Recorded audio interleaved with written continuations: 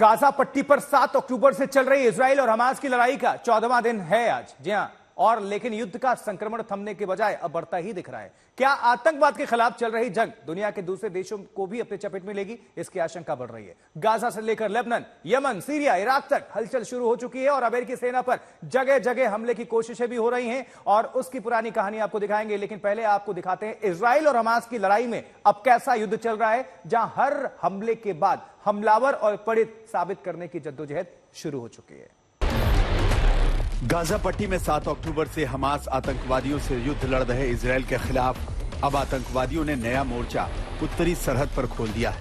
दक्षिणी लेबनान से हिजबुल्लाह के आतंकवादी इजरायली टैंकों पर वार कर रहे हैं।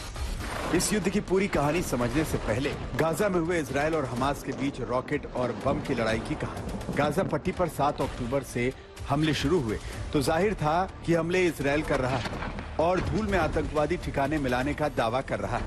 लेकिन अब गाजा की जमीन पर हो रहे हमलों को लेकर इंसानियत और मजहब के सवाल भी खड़े किए जा रहे हैं।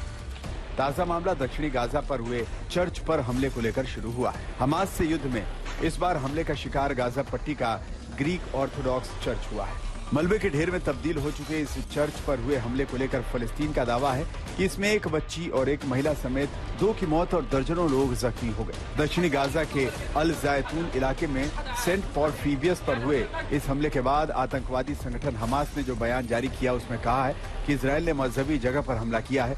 यहूदी हमलावरों ने पहले बैप्टिस्ट हॉस्पिटल पर हमला किया, अब चर्च पर जानबूझकर हमला किया है। गाजा में अस्पताल पर हमले की घटना को लेकर झूठ बोल चुके हमास के इस दावे पर इजराइल ने फिलहाल कुछ नहीं कहा, लेकिन जंग के हालात का सामना कर रहे आसपास के मुल्कों को ये युद्ध थमता नहीं दिख रहा। मैं इस वक्त इजराइल और लेबनान के बिल्कुल बीच में खड़ा हूँ। सामने जो आपको गांव दिख रहा है वो लेबनान का गांव है।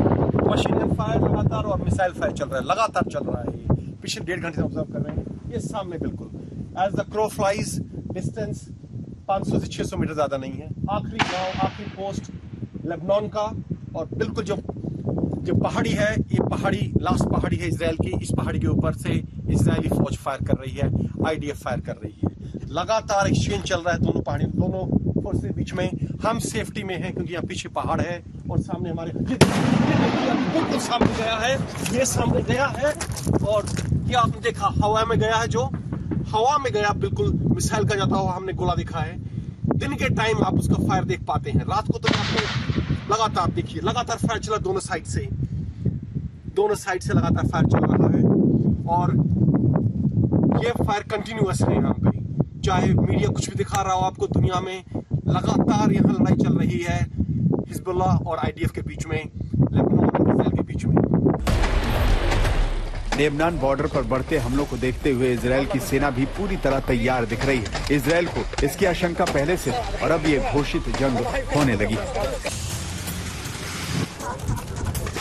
हालांकि लेबनान की मौजूदा हुकूमत इस जंग से दूर रहने के दावे कर रही है, लेकिन गाजा पट्टी पर हो रहे हमलों में मारे जा रहे बेगुनाहों के समर्थन में उठाई जा रही आवाज को सत्ता, सरकार और हुकूमत का समर्थन मानकर हिजबुल्लाह के आतंकवादी अब इजराइल पर हमले कर रहे हैं। अगर ये हमले जारी रहे या बढ़े तो युद्ध की सूरत बिगड़ सकती है, क्योंकि अब अमेरिका ने किसी भी कीमत पर इस युद्ध में इजराइल को लक्ष्य तक पहुंचाने का प्रण लिया है।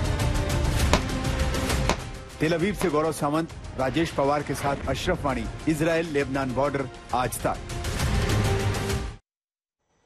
चलिए अब जरा आपको दिखाते हैं ग्राफिक्स के माध्यम से और अपनी बड़ी स्क्रीन पर नजर डालते हैं। देखिए जरा जंग के पीछे दोनों हमलों का सच क्या है। म्यूजिक फेस्टिवल चल रहा था 7 अक्टूबर, जगह किबुत्ज इजराइल। इस पर आतंकियों ने हमला किया, सैकड़ों लोगों की जान ले ली गोलियां मारकर। इसमें बच्चे, बुजुर्ग, महिला सब कुछ थे। अब देखिए कितनी मौत हुई। गाजा अस्पताल पर बदले में कार्रवाई हुई इजराइल की तरफ से, 500 लोगों की जान चली गई। म्यूजिक फेस्टिवल, हमास आतंकवादियों ने यहां पर हमला बोला और किस पर आरोप? गाजा अस्पताल पर जो अटैक हुआ इजराइल पर हमास ने लगाया। कहां कहां हमले हुए ये देखिए जरा। अब इसको थोड़ा मैप के जरिए समझिए। गाजा सिटी अस्पताल पर जो हमला हुआ, 500 लोगों की जिसमें जान गई। खान यूनिस, बरसते रॉकेट, बिजली पानी की किल्लत, इंटरनेट सप्लाई ठप। ये गाजा, ये जो पट्टी है दरअसल पूरा गाजा पट्टी, ये देखिए। आप इसमें जरा अंदाजा लगाइए कि जो दोनों तरफ से बॉर्डर पर हर जगह इजरायली फोर्स यानी लाल घेरा जो देख रहे हैं आप, कहीं नहीं निकल ले सकते गाजा के लोग। सिर्फ एक ही रास्ता बचता है इजिप्ट का, और वो मानवीय आधार पर संवेदना प्रकट करते हुए इजिप्ट थोड़ी राहत सामग्री पहुंचाने के लिए वो अश्योर हुआ है, लेकिन कहीं नहीं निकल सकते। और पिछले जगह कौन सी है? समुद्र का रास्ता, भाग नहीं सकते। तो इजराइल और अमेरिका दोनों सक्रिय हो चुके हैं। इजराइल ने टर्की जैसे देशों से अपने सारे राजनयिक वापस बुला लिए हैं, कुछ और भी देश हैं जहां से बुलाए गए हैं। दूसरी ओर अमेरिका अब इजराइल को सैन्य साजो सामान के साथ इजराइल से ही खरीदे गए मिसाइल डिफेंस सिस्टम, जिसका नाम आयरन डोम है, उसी को वापस दे रहा है लीज पर, क्योंकि जरूरत है इजराइल को। एक तरफ इजराइल हमास के आतंकवादियों के खात्मे के लिए गाजा पट्टी पर आसमानी आक्रमण कर रहा है, दूसरी तरफ गाजा पट्टी की जमीन से इजराइल की ओर हमलों का सिलसिला थमता नहीं दिख रहा। हमास के रॉकेट हमलों से इजराइल की हिफाजत के लिए अब अमेरिका ने इजराइल को सैन्य साजो सामान की मदद पहुंचानी शुरू कर दी है। चंद घंटों पहले ही अमेरिका के मालवाहक विमान में बख्तरबंद गाड़ियां इजराइल को भेजी गई हैं, ताकि जमीनी हमले की सूरत में इजराइल की सेना के हाथ मजबूत संसाधन रहे। इतना ही नहीं, अमेरिका ने इजराइल को 2 Iron Dome missile defence system भी वापस करने की घोषणा की है, जो अमेरिका ने इजराइल से ही खरीदा था। पहली खेप में अमेरिका ने इजराइल को हथियार, गोला बारूद भेजा है। अमेरिका से रोज ऐसी शिपमेंट इजराइल पहुंच रही हैं, जिसमें प्रिसीजन गाइडेड हथियार, छोटे बम, 155 mm आर्टिलरी, गोला बारूद और कई जरूरी साजो सामान है। इतना ही नहीं, अमेरिकी राष्ट्रपति जो बाइडेन ने एक दिन पहले ही अमेरिका में कहा है कि इजराइल को अपनी सुरक्षा में मदद। अमेरिका के रुख से अंदाजा है कि इजराइल में हमास के जरिए जो युद्ध का नया मोर्चा खोला गया है, उसके मायने क्या हैं और उसके नतीजे क्या होंगे। यही वजह है कि यूक्रेन युद्ध में फंसने के बावजूद अमेरिका इजराइल में किसी भी सूरत में पीछे नहीं हटना चाहता। और इसी का नतीजा है कि इजराइल से लड़ाई में हमास का साथ देने के लिए आतंकियों ने नए नए मोर्चे खोलने शुरू कर दिए हैं।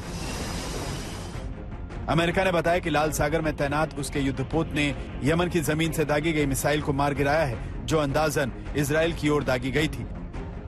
पेंटागन के मुताबिक यूएन नेवी वॉरशिप यूएनएस कार्ने ने रेड सी में ईरान के समर्थन वाले हूती आतंकवादियों की ओर से दागी गई क्रूज मिसाइल को भी मार गिराया।